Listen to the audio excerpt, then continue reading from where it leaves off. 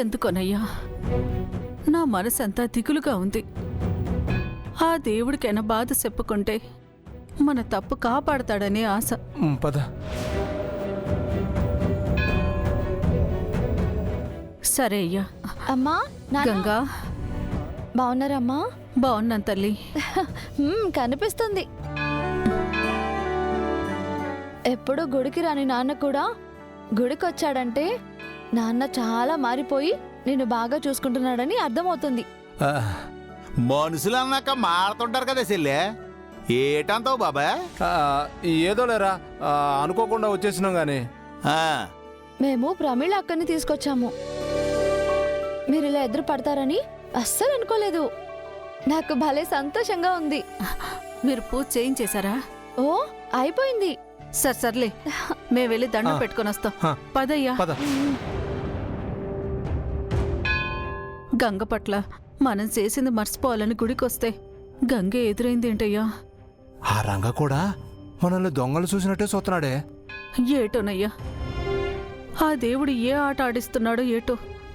సరే, దండ పెట్టుకొని భారం అంతా ఆయన మీదే ఇద్దాం. పద.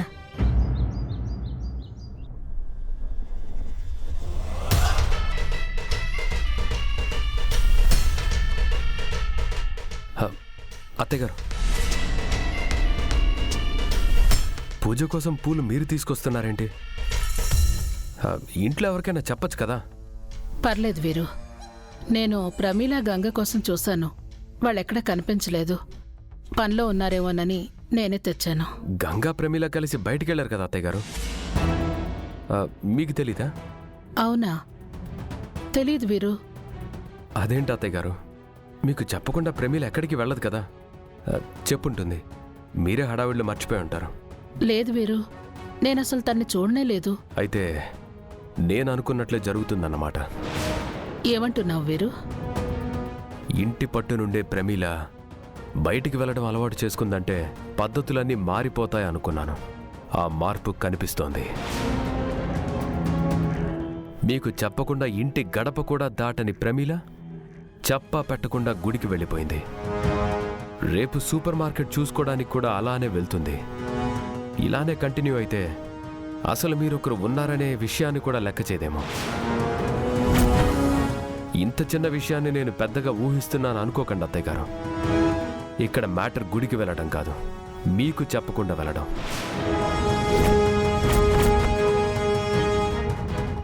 అయినా మీ మాట కాదని తను రుద్రబావ సపోర్ట్తో సూపర్ మార్కెట్ రెస్పాన్సిబిలిటీ తీసుకోవడానికి సిద్ధపడిపోయినప్పుడే తను మీ చెయ్యి దాటిపోయిందని అర్థం చేసుకోవాల్సింది. తప్పు ప్రమీలది కాదత్తయ్య గారు. తన అమాయకురాలు, ఎవరేం చెప్పినా వింటుంది, గుడ్డిగా నమ్మేస్తుంది. అందుకే ఆ గంగా రుద్ర చెప్పినట్లే ఆడుతుంది. ఇలా జరుగుతుందనే నేను మిమ్మల్ని వారించాను. నేను కూడా ఆ భయంతోనే వద్దని చెప్పాను కదా వీరు. కానీ నా మాట ఎవ్వరూ లెక్క చేయలేదు. నన్నేం చేయమంటావు చెప్పు? ఏం చేయడానికైనా మీ చేతిలో ఏముందిలేండి అత్తయ్య గారు. లోతుగా ఆలోచిస్తే ఇదంతా గంగా రుద్రబావని అడ్డు పెట్టుకుని ఆడిస్తున్న డ్రామా అనిపిస్తోంది. ఇంట్లో ఎవరి బిజినెస్ వాళ్ళకి అప్పగించేశారు. ఎవరికి వాళ్ళుగా విడిపోతే తన భర్తకి రావాల్సిన ఆస్తి వస్తుంది. దాంతో దర్జాగా ఉండొచ్చనే ప్లాన్ అనుకుంటాను. ఇవన్నీ జరగడానికి నేను అడ్డుగా ఉంటాననే రుద్రబావతో నన్ను కూడా సైడ్ చేయించింది. ఇక ఈ కుటుంబాన్ని ఆ దేవుడే కాపాడాలి. మీరిదంతా ఆలోచించి కంగారు పడకండి అత్తయ్య గారు. నాకు వీలైనంత వరకు నేను చూసుకుంటానులేండి. మీరు దిగులు పడకండి.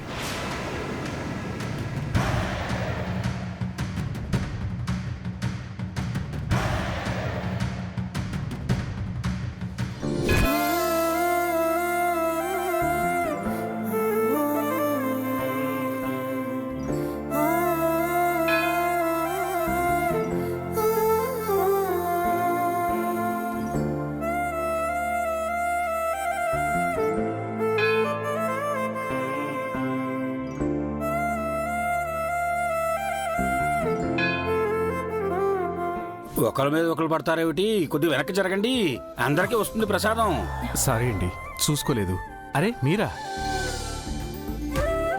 ఓ చిన్న టెన్షన్లో ఉన్నానండి, అందుకే మీరు వెనకున్నడం చూసుకోలేదు. ఏంటా టెన్షన్ అని అడగరే? అయ్యో, ప్రసాదం తీసుకోకుండా వెళ్ళకూడదండి, ఉండండి. మీరు చాలా సైలెంట్ అనుకుంటా. నేను మాత్రం సైలెంట్గా ఒక్క క్షణం కూడా ఉండలేనండి. మనసు కనిపించింది మాట్లాడకపోతే హార్ట్ వెయిట్ పెరిగిపోతుంది. ఎంతో భరించలేని బాధ దుఃఖాన్ని దాచుకున్న వాళ్లే సైలెంట్గా ఉంటారని మా బామ్మ చెప్పింది. మీకేమైనా బాధలున్నాయా? ఉన్నా ఆ దేవుడు తీర్చేస్తాడండి, నన్ను నమ్మండి. Excuse me. సారీ అండి, ఎక్కువ మాట్లాడేస్తున్నాను కదా. నేనంతేనండి. ఇంతకీ మీకు నా టెన్షన్ గురించి చెప్పలేదు కదా. నేను ఎప్పుడు గుడికి వెళ్ళినా నా ప్రసాదంలో జీడిపప్పు రాదండి. ఇప్పుడైనా వస్తుందో రాదో. స్వామి, ప్రసాదం తీసుకోండి వచ్చి.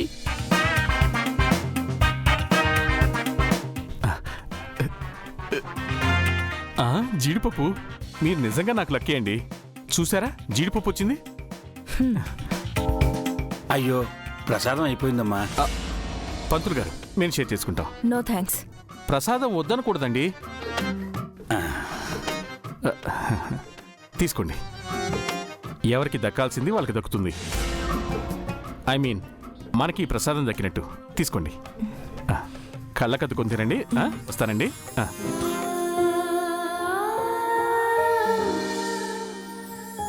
దేవీం వాచమంత దేవాస్తామి స్వరూప.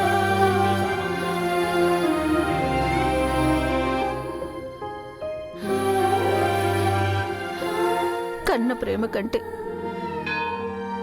పెంచిన ప్రేమే గొప్పది అంటారు. ఆ ప్రేమలోనే ఇన్నాళ్ళుగా నిజాన్ని మా గుండెల్లోనే దాచేశాం. కానీ మేము మర్చిపోయిన విషయాన్ని మళ్ళీ ఇన్నాళ్ళకి గుర్తు చేశావంటే నువ్వు ఏం చేయబోతున్నావు స్వామి? మా తప్పుని సరిదిద్దుకోమంటున్నావా, లేక నిజాన్ని బయట పెట్టే సమయం వచ్చిందని హెచ్చరిస్తున్నావా? మాకంత ధైర్యం లేదు స్వామి. తప్పో ఒప్పో అన్నిటికీ నువ్వే దిక్కు.